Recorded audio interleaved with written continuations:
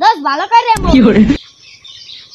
এবারে মুত মুতো বুঝছো বেড়া অনেক দিন ধরে খাই না, চল আজকে খাইতে যাই। প্রাইভেট করবি না?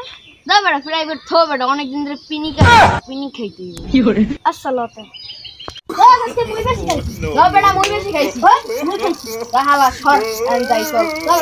বেশি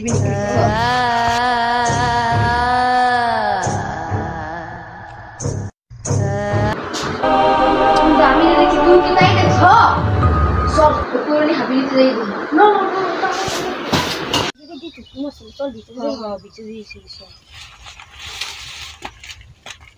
ও হিন্দি তো আটকে গেল। হ্যাঁ বেটা হিন্দি গেছিল। মামা পিছে কি না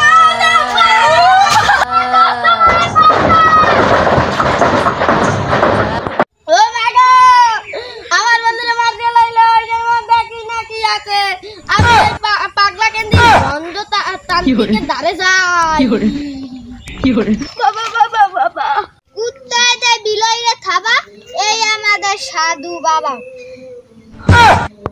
বস কি হয়েছে বাবা? বাবা ওই উত্তর কেন্দ্রের ওই পুরানো ঘরে আমরা ঢুকেছিলাম, ওই পুরানি ঘরে গিয়ে আমার বন্ধু রাশিদকে ওই মেরে ফেলেছে, আমি ওখান থেকে পালিয়ে করেছি।